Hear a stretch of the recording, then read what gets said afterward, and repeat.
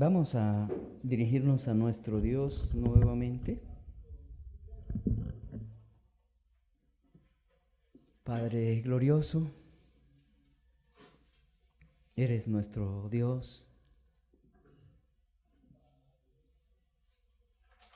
y a ti acudimos, amado Dios, siempre rogando por tu gracia para poder escuchar con atención el consejo de tu palabra y para poder recibir en nuestro corazón su luz y para poder vivir de acuerdo a ella. Tú sabes, Señor, de nuestra necesidad profunda que tenemos de ti, aún para acercarnos a ti. Te rogamos encarecidamente, Dios eterno, que en tu misericordia nos bendigas, que tu Espíritu sea nuestro Maestro, el Maestro de cada uno de tus hijos, que estés dando la gracia a tus hijos, Señor, para distinguir tu palabra de la palabra de hombre. Ruego, Señor, que me bendigas y pueda comunicar con fidelidad tu palabra y a mis hermanos, Señor, para poder recibirla. Ruego, Señor, que también concedas a mis hermanos poder identificar los errores que pueda haber en mi exposición y también, Señor, si es necesario, que puedan corregirme, Dios amado.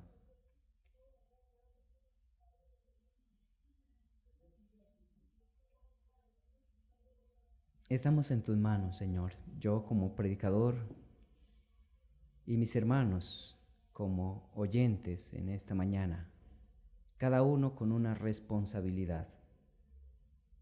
Dios, y te suplicamos que nos ayudes. Pedimos esto en el nombre de tu Hijo Jesucristo, nuestro Señor y Salvador. Amén. El tema que me corresponde compartir con ustedes, hermanos, también tiene mucho que ver con el tema que nos acabó de compartir el hermano Diego, con la masculinidad. El tema de la paternidad es un asunto que está mayormente a responsabilidad de los varones. Las mamás tienen responsabilidad en ello, pero la mayor responsabilidad es de los padres. Nosotros, los padres, somos los principales responsables del proceso educativo de nuestros hijos. El título, se me pidió que hablase de la paternidad bíblica. Antes de adentrarme propiamente en el tema, quiero, por si acaso alguien no tiene claro a qué se refiere, quiero decir que este concepto de paternidad bíblica, y noten que no es paternidad simplemente, sino paternidad bíblica. Con eso queremos decir que es la paternidad ejercida conforme a la voluntad de Dios, conforme a su diseño, conforme al ideal trazado por Dios.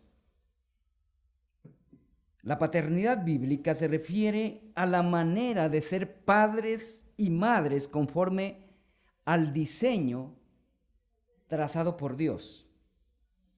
O, por decirlo de otra manera, a la manera de tener hijos y criarlos, como dijo el apóstol Pablo, en la disciplina y amonestación del Señor.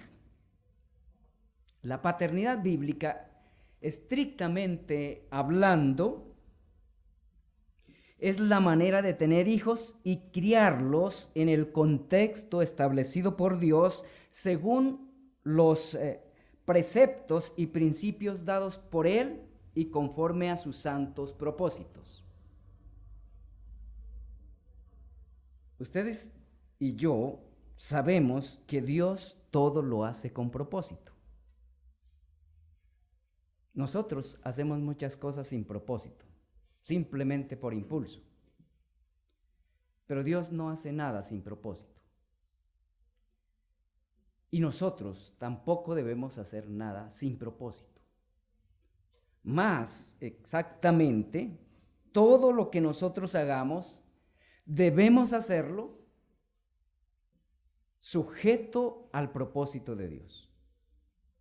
Ustedes saben, hermanos, que aún el hablar tiene un objetivo, un propósito trazado por Dios. Muchos de nosotros nos hemos hecho padres sin propósito. Y otros nos hemos hecho padres con propósitos muy diferentes a los propósitos de Dios. Porque cada persona se casa y quiere tener hijos con propósitos diferentes. Criar hijos, o cuando hablamos de la paternidad bíblica, estamos hablando de criar hijos conforme al corazón de Dios. Y les pido por favor que vayan conmigo a Deuteronomio, capítulo 6, versículo 5 al versículo 9. Leemos esta porción de las Escrituras. Todos sabemos a quién o a quiénes fueron dirigidas estas palabras originalmente, ¿verdad? Al pueblo de Israel, al pueblo que Dios había sacado de Egipto, de la esclavitud egipcia. Y esto fue lo que les dijo: y amarás a Jehová tu Dios de todo tu corazón y de toda tu alma y con todas tus fuerzas. Y estas palabras que yo te mando hoy estarán sobre tu corazón y las repetirás a tus hijos y hablarás de ellas estando en tu casa, andando por el camino y al acostarte y cuando te levantes. Y las atarás como señal en tu mano y estarán como frontales entre tus ojos. Y las escribirás en los postes de tu casa y en tus puertas. Este pasaje, como ustedes lo pueden notar, es sumamente rico en doctrina paternal. Presenta a los responsables del proceso educativo. Habla del marco de ese proceso, del enfoque del mismo y del campo en el que ocurre el proceso. Además, provee dos principios fundamentales prácticos para llevar a cabo el proceso educativo, el proceso de la paternidad. Porque la paternidad, por excelencia, involucra un trabajo educativo, un trabajo pedagógico. Estos principios son, uno, el principio de la repetición constante. Es un principio natural, establecido por Dios. Todo lo que necesitamos aprender, lo aprendemos únicamente a través de la repetición. Todo. Nada se aprende sin repetición. No hemos aprendido nada sin repetirlo. Y no se puede aprender nada sin repetirlo. Aquello que no se repite constantemente se pierde rápidamente. Todo lo que hemos aprendido, incluso a pararnos, lo hemos aprendido por repetición, a comer, a hablar, todo. El segundo principio que nos menciona el pasaje es el principio del ejemplo o de la imitación, como se quiera poner, el principio de la imitación. Son dos principios fundamentales en todo proceso educativo. Estos principios son a la vez medios.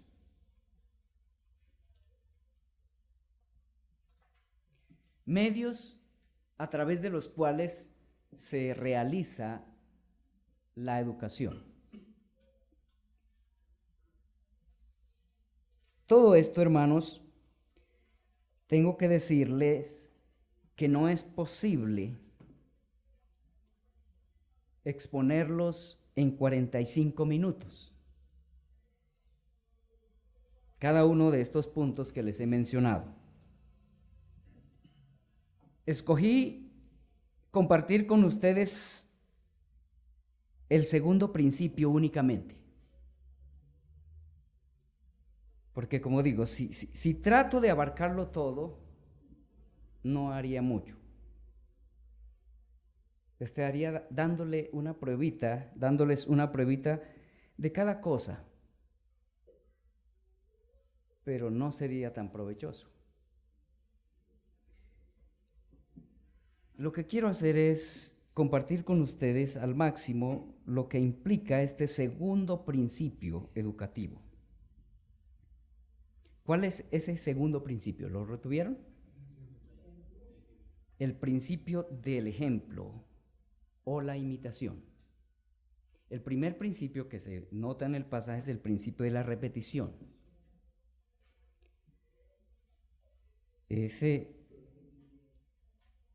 Y el segundo es el principio del ejemplo. En general, este principio opera siempre. Seamos conscientes o no, este principio siempre está operante. El principio del ejemplo. No podemos evitarlo. Por eso es muy importante entenderlo y hacer buen uso de ello. Nadie puede librarse de este principio. Los padres lo estamos ejerciendo, conscientes o no de ello, lo estamos ejerciendo constantemente. Y nuestros hijos están así sacando provecho de él constantemente. Uno de los medios, y es algo que no se necesita tanto argumento para probarlo, es que uno de los medios más eficaces para la educación de los hijos es el ejemplo. Y eso fue establecido por Dios. Casi todos los seres animados, los animales y los humanos, aprendemos esencialmente por este principio, más que por el anterior. A los humanos, por ser seres con sentido moral, se nos es necesario tomar conciencia de este principio, y en especial los redimidos, porque los redimidos tenemos una responsabilidad muy grande con nuestros hijos.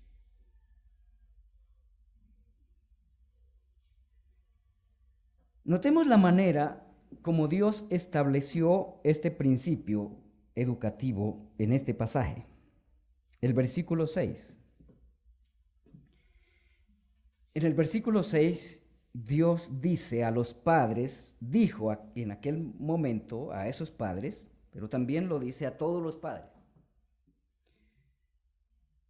que su palabra debe estar sobre su corazón, sobre el corazón de cada padre. Lo dijo Dios y lo sigue diciendo. Que su palabra debe estar sobre el corazón de cada padre. Esto quiere decir que la palabra de Dios debe gobernar el corazón de cada padre, debe tener el dominio del corazón de cada padre. En el versículo 8 dice que los padres deben atar sus palabras en su mano como señal. ¿Lo notan? ¿Qué quiere decir esto? Esto quiere decir que la palabra de Dios, su voluntad debe estar a la mano de cada padre. Debe ser lo que caracteriza las acciones de cada padre. Y esto para que lo vean sus hijos. En el mismo versículo 8 dice Dios que sus palabras estén como frontales en medio de sus ojos. ¿Los ojos de quién? De los padres. ¿Qué indica esta figura? ¿O qué es lo que Dios quiere comunicarnos con esto?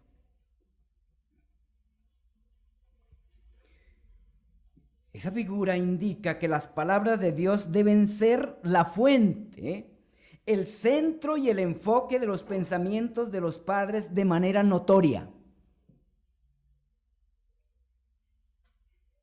El Espíritu Santo, a través de Moisés, está usando una metáfora.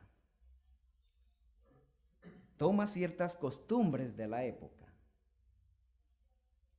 para poder comunicar estas verdades espirituales de gran importancia. De esa manera, los hijos, para su educación, tendrían no únicamente la influencia de lo que sus padres le dicen, sino también de lo que sus padres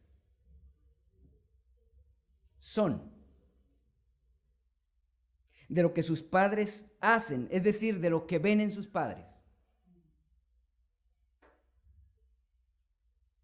Este principio complementa el primero. El primero tiene que ver con la educación verbal, con la instrucción, entregarle datos específicos. Pero no es suficiente. No es suficiente con que cojamos la Biblia y le enseñemos la teología sistemática a nuestros hijos. Ellos necesitan ver en nosotros lo que le estamos comunicando con nuestras palabras. Dios ha diseñado a los hijos para que aprendan a interpretar la vida y a vivirla a través de la vida de sus padres. Así lo diseñó Dios. Y así ocurre realmente. Dios diseñó a nuestros hijos para que aprendan, repito, a interpretar la vida y a vivirla a través de la vida de sus padres. De acuerdo a lo que podemos ver en este pasaje, los hijos requieren ver modelado en sus padres lo que necesitan imprimir en su memoria y establecer en su corazón como patrones de conducta, como patrones de vida. Eso es lo que quiere decir el Espíritu Santo con estas figuras. Y debemos tener en cuenta que esto no se refiere únicamente a las normas morales, hermanos. También incluye las leyes redentivas. Cuando encontramos ahí que en el texto que Dios dice, estas palabras que yo te enseño hoy, claro que incluyen el decálogo, el cual se menciona en el capítulo anterior. Pero no se están refiriendo únicamente al decálogo, sino a todo lo que Dios le había revelado a Moisés para la vida de su pueblo. Y la ley de Dios no es únicamente el decálogo,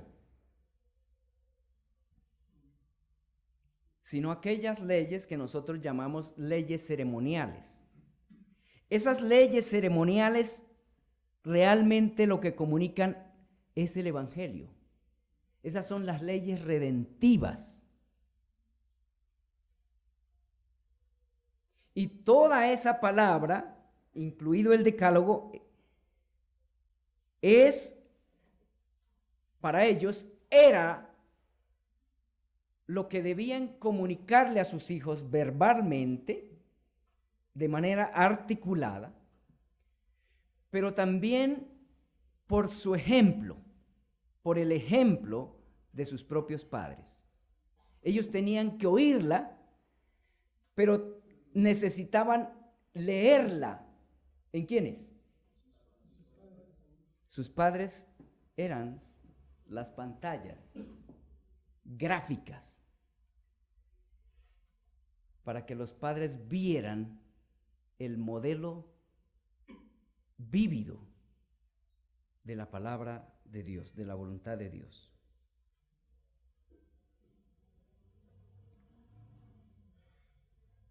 Ellos necesitaban ver, repito, aprender no únicamente las normas morales, sino también el Evangelio envuelto en aquellas leyes ceremoniales. Pues la verdadera vida piadosa, la que debemos enseñarle a nuestros hijos y la que debemos vivir nosotros, está basada no en la moral o en la moralidad, sino en la fe en el Salvador y en su obra redentora.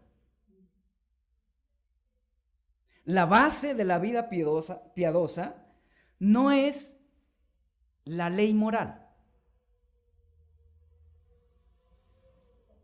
sino el Evangelio o la ley de la libertad. De manera, hermanos, que lo que nuestros hijos necesitan ver modelado en nosotros y en ustedes, es decir, en los padres, no es una vida inmaculada de moralidad perfecta e intachable. Eso no es lo que necesitan los hijos ver en nosotros como padres. ¿Por qué? Porque esto ningún padre puede lograrlo. Ningún padre puede convencer a su hijo que es intachable. ¿O sí? Pero eso es lo que a veces intentamos. Tratar de hacerle creer a nuestros hijos que somos inmaculados, que somos perfectos, que somos intachables. Los padres que pretenden dejar en sus hijos la impresión de intachabilidad e inmaculez jamás lograrán que sus hijos entiendan el Evangelio y tampoco el amor de Dios. Difícilmente van a entender el Evangelio y el amor de Dios los padres que pretenden dejar la impresión en sus hijos, esta impresión de ser intachables e inmaculados. Jamás lograrán que sus hijos entiendan el Evangelio o el amor de Dios. Hermanos, lo que nuestros hijos, sus hijos y los míos necesitan ver modelado en nosotros es una vida en obediencia al Evangelio, una vida en la que los padres reconocen sus pecados y tratan con ellos conforme al Evangelio. No una vida en que los padres niegan y ocultan sus pecados a sus hijos, sino nuestros hijos necesitan saber cómo nosotros lidiamos con el pecado.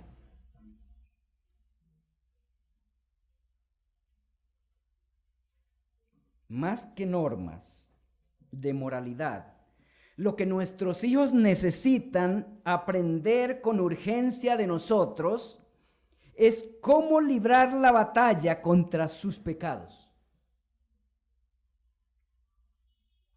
¿Ven que no se trata de dejar la impresión de intachabilidad? Algunos padres cogen a sus hijos con el decálogo,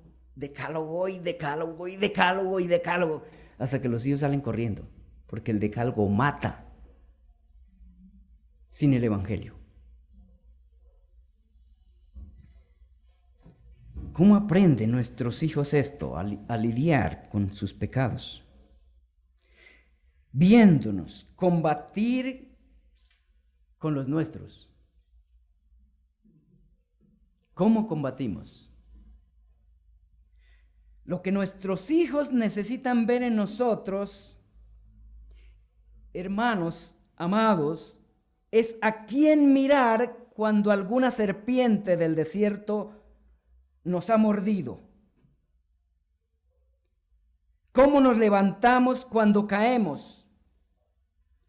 ¿Y cómo ser curados cuando somos heridos? ¿A dónde huimos cuando el vengador nos persigue? Eso es lo que necesitan saber nuestros hijos. Lo que nuestros hijos necesitan aprender de nosotros, hermanos queridos, es cuán valioso es el Evangelio, cuán indispensable es en cada circunstancia de nuestra vida el Evangelio. Eso es lo que nuestros hijos necesitan. No que crean que somos intachables, que no faltamos en ningún momento.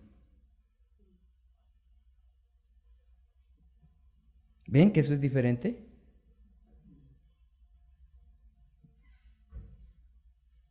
Es contraprincipio, hermanos amados, pretender que nuestros hijos aprendan esto sin que lo puedan ver en nuestro diario vivir. Es contraprincipio. Ustedes saben, y yo, que la importancia de un asunto los niños comienzan a aprenderla mediante la importancia que vean que tiene para sus padres o adultos que ellos consideran o admiran como sus modelos.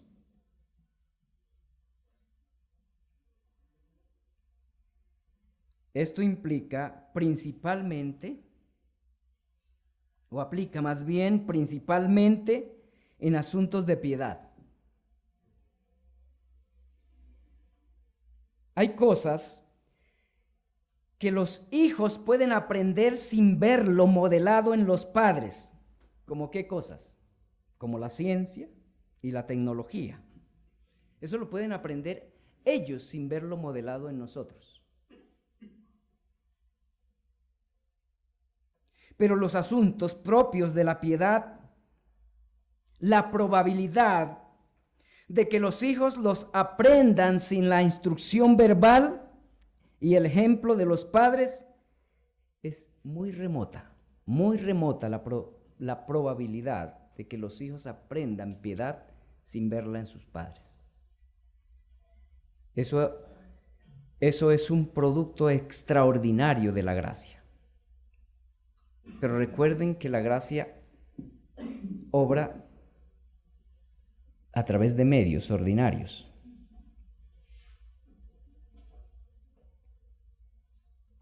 Dios soberanamente ha decidido que la mayoría de las cosas se aprendan por medios ordinarios o comunes establecidos, incluso las cosas piadosas. Y una de la manera como Dios ha establecido que nuestros hijos aprendan piedad es mediante el ejemplo que podamos darle de ella nosotros como padres.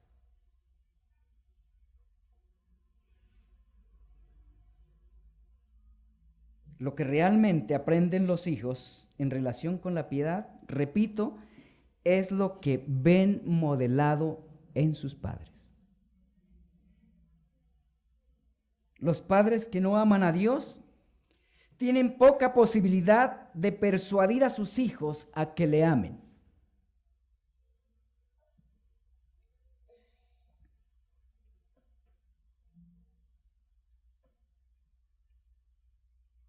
Por eso Dios comienza abordando el tema con los padres, mandándolos a amarle con todo el corazón. Pero ¿cuáles son los padres que aman a Dios? Son los que hacen uso constante de los medios de gracia. Los padres que en verdad aman a Dios son los padres que hacen uso constante de los medios de gracia. ¿Cuáles son los medios de gracia?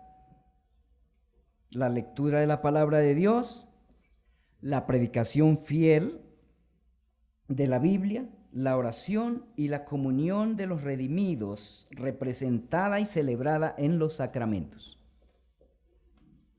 Los padres que no hacen uso de estos medios de gracia, ¿cómo podrán persuadir a sus hijos que tales medios son importantes?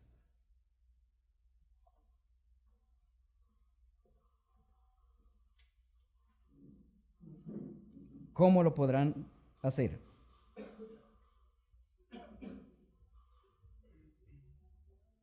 Es importante que entendamos, hermanos amados, la importancia de este principio.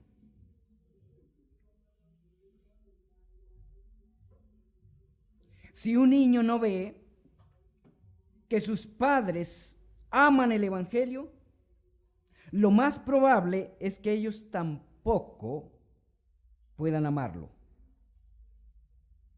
Los niños que no ven a sus padres que aman a la iglesia en la cual el Evangelio está depositado y en la cual es dispensado, lo más probable, amados hermanos, es que ellos amen menos la iglesia, menos que ustedes. Los niños que no ven a sus padres leer la Biblia y orar, lo más probable es que tampoco sientan interés por ello. De manera que ya podemos cada uno ir haciéndonos la evaluación, ¿no es cierto?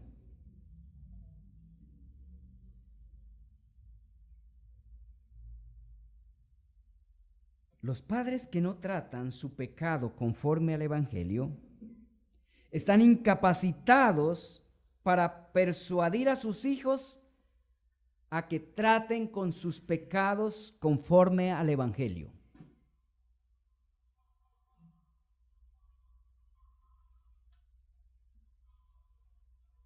Escuchen esto, amados hermanos. El amor a Dios y a su palabra no se puede imprimir con vara. Algunos padres los he visto, y padres de iglesias bíblicas, porque a veces las iglesias bíblicas no son tan bíblicas. Algunos padres los he visto intentando imprimir el amor de Dios con la vara. ¿Enseña la Biblia que el amor de Dios se puede imprimir con vara? No.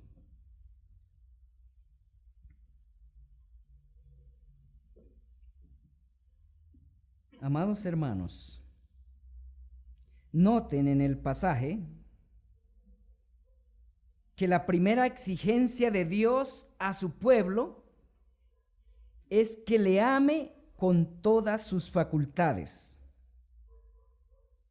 Y es sobre este primer principio, sobre este primer patrón, que Dios demanda imprimir su palabra a los hijos. El padre tiene que estar lleno del amor a Dios para poder instruir a su hijo en la palabra de Dios. En otras palabras, el padre, nosotros como padres, para instruir a nuestros hijos en el amor de Dios, tenemos que amar a Dios y expresar nuestro amor hacia nuestros hijos de la misma manera que Dios ha expresado su amor para con nosotros, sus hijos. Hay algunas cosas relacionadas con la conducta en las cuales la vara sí es el instrumento indicado por Dios para imprimirlas en la memoria de nuestros hijos. Algunas cosas.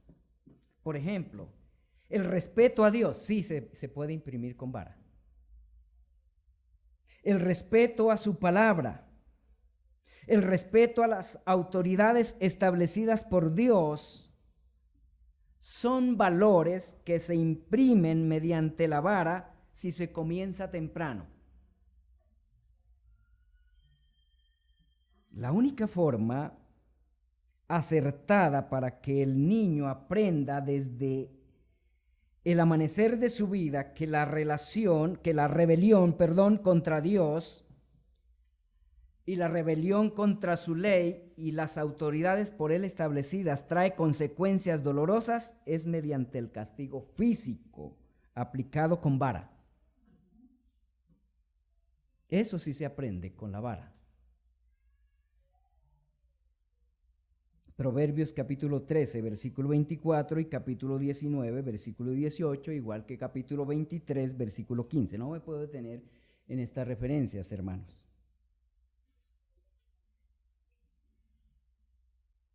Pero la manera como Dios diseñó que los niños aprendan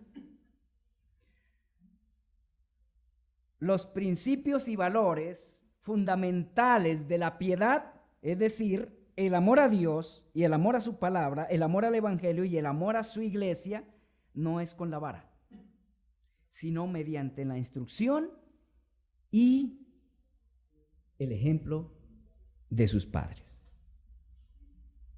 El ejemplo. No crean, hermanos, que ustedes van a lograr que sus hijos amen a Dios a rejo. No.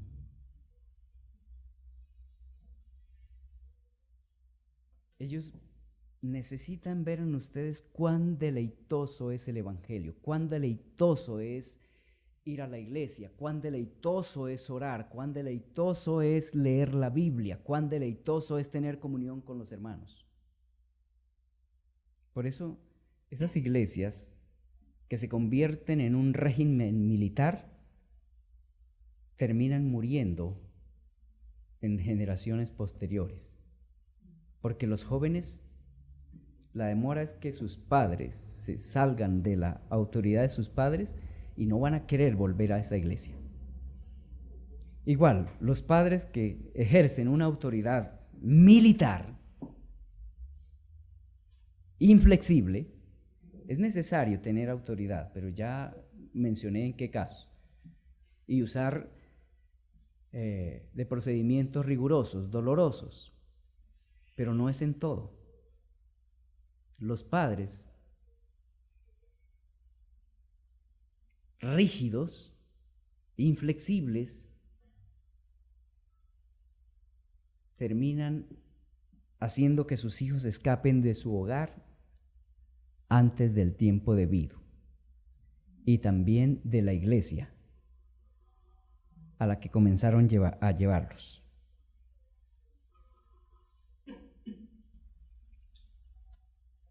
Repito, hermanos, los principios y valores de la piedad, que son el amor a Dios, el amor a su palabra, el amor al evangelio, que es lo mismo, y el amor a la iglesia de Cristo, no es un asunto que se pueda imprimir con vara, ni con dureza.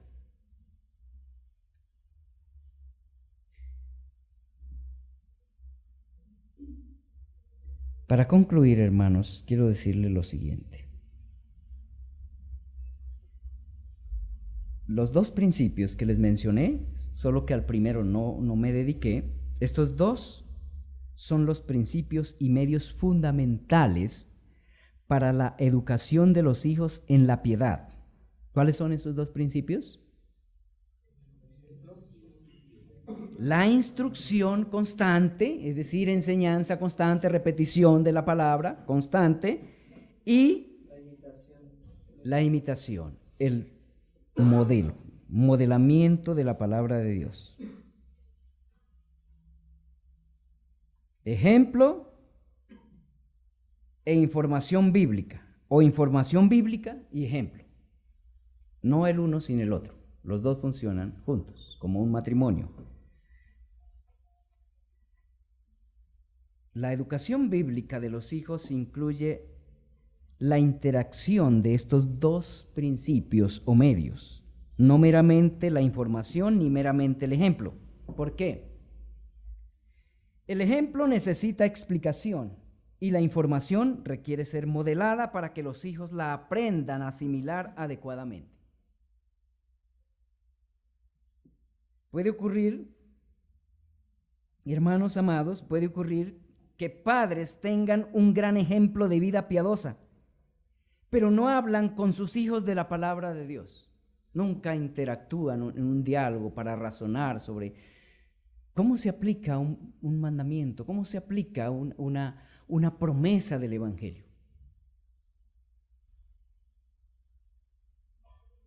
Algunos padres, el único tiempo en el que interactúan con sus hijos es en el devocional, y no para escuchar a sus hijos, sino para atiborrarlos de normas y normas y normas y normas, porque están concentrados en la conducta, en una conducta para recibir aplausos de la gente que los conoce. ¡Ay, qué muchachito tan recto!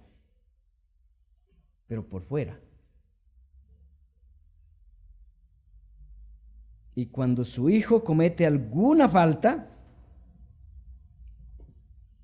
lo lapidan despiadadamente. Pero también puede ocurrir que los padres saturen. Por un lado puede ocurrir que un padre solo se limita a dar ejemplo a su hijo, sin enseñarle. Y por otro lado puede ocurrir también que padres se limiten solo a saturarlos de información.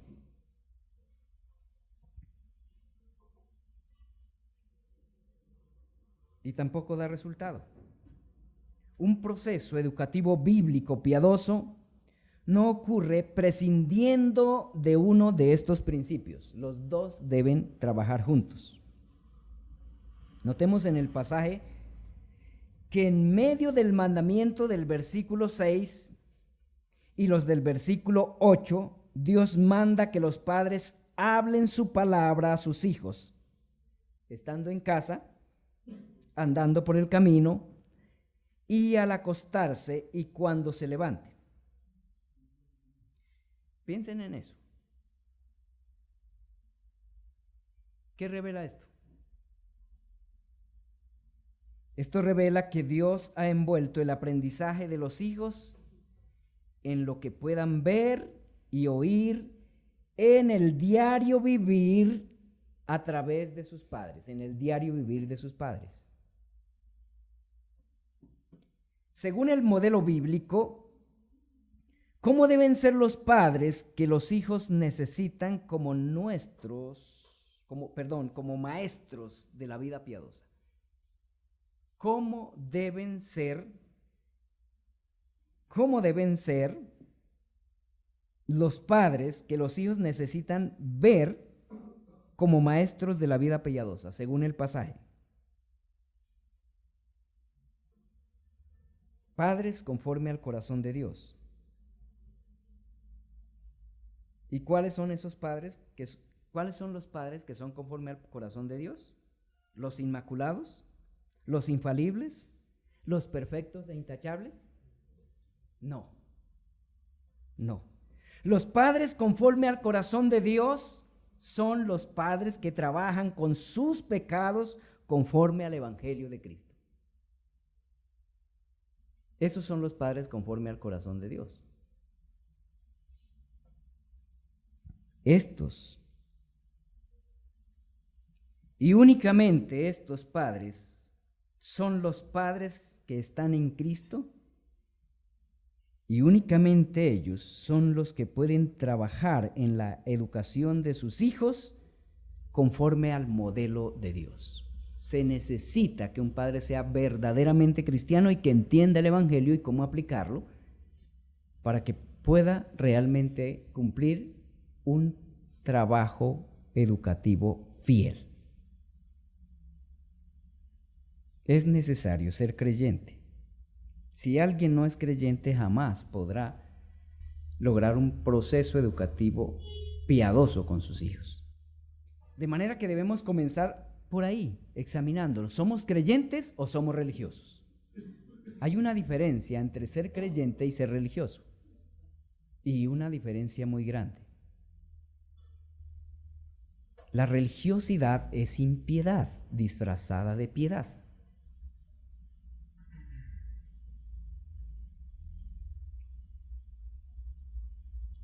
Los redimidos deben o son personas piadosas. Y yo los exhorto a ustedes, amados hermanos, a que comiencen a hacer este examen. ¿Soy religioso o soy piadoso?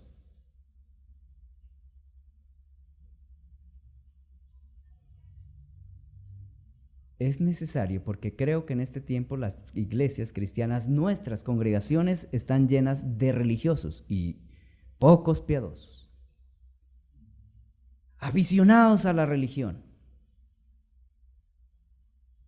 pero impíos hasta en el trato con sus hijos, con sus esposas y con los demás hermanos. Hasta aquí, hermanos, lo que quería compartirles. Oremos. Nuestro Señor, siempre agradecidos con tu palabra, es también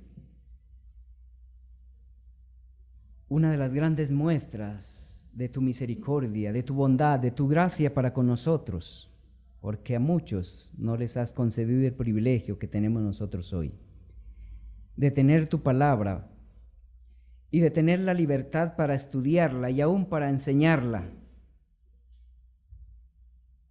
Te pedimos que nos perdones porque no hemos sido fieles a ese privilegio que nos has concedido.